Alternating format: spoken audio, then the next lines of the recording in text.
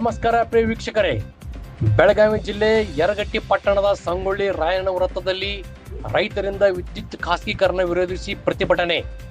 ಹೌದು ವೀಕ್ಷಕರೇ, ಪಟ್ಟಣದ ಸಂಗೊಳ್ಳಿ ರಾಯಣ್ಣ ವೃತ್ತದಲ್ಲಿ ಇವತ್ತು ಹೆಸ್ಕಾಂ ಖಾಸಗೀಕರಣ ವಿರೋಧಿಸಿ ರಾಜ್ಯ ರೈತ ಸಂಘದವರಿಂದ ಮಾನ್ಯ ದಂಡಾಧಿಕಾರಿಗಳಾದ ಎಂ.ಇ. ಗುಂಡಪ್ಪೋಳ್ ಅವರ ಮೂಲಕ ರಾಜ್ಯದ ಮುಖ್ಯಮಂತ್ರಿಗಳಿಗೆ ಮನವಿ ಸಲ್ಲಿಸಿದರು.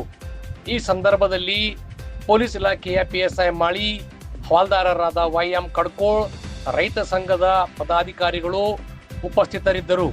ಇದು ಇವತ್ತಿನ ಅಪ್ಡೇಟ್. ನಿರಂತರವಾಗಿ ನೋಡ್ತಾ ಇರಿ TV 24 ಪ್ರೈಮ್, ನೇಮೊಳಗಿನ ಧ್ವನಿ. ಇಲಾಖೆಗಳ ಮುಖಾಂತರ ಮಾನ್ಯ ಮುಖ್ಯಮಂತ್ರಿಯವರಿಗೆ ಹಾಗೂ ಇಂಧನ ಮಂತ್ರಿಯವರಿಗೆ ಮುಗಿಸುವಂತ ವ್ಯವಸ್ಥೆ ಮಾಡ್ತೀವಿ.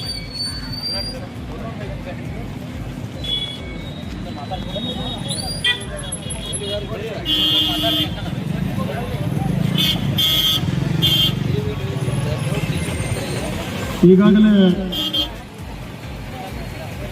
ಮಾನ್ಯ ಬಸವೇಶ್ವರ ಅವರು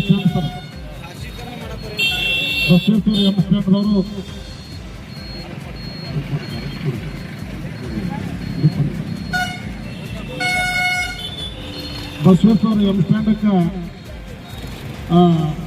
ಈಗಾಗಲೇ ಮನವಿಯನ್ನು ಕೂಡ ಕೊಟ್ಟಿದ್ದೀವಿ ಸರ್. ನಾವು ಮನವಿ ಕೊಟ್ಟರೂ ಕೂಡ ಅಲ್ಲಿ ಬೀಳು ಬಿದ್ದು ಸಾಕಷ್ಟು ಅಲ್ಲಿ ರೈತರು ಹಾನಿಗೊಳಗಾಗ್ಯಾರೆ. ಆ ಹಾನಿಗೊಳಗಾದರೂ ಕೂಡ ನಾವು ಹೋಗಿ ಅವ್ರಿಗೆ ಮನವಿ ಮಾಡಿಕೊಂಡು ಕೂಡ ಯಾವುದೇ ರೀತಿಯಾದ ಮನವಿಗೆ ಸ್ಪಂದನೆ ಮಾಡಿಲ್ಲ. ತಮಗೂ ಕೂಡ ಮನವಿ ಕೊಡ್ತಾ ಇದ್ದೀವಿ. 2 ದಿನದೊಳಗೆ ಅವ್ರನ್ನ ಕರೆಸಿ ವಿಚಾರ ಮಾಡಿ ಸೂಕ್ತ ಪರಿಹಾರ ಕೊಡಿಸಿ. ಇಲ್ಲಿದ್ರೆ ನಾವು ಅವರ ಕಂಪನಿ ಮುಂದೆ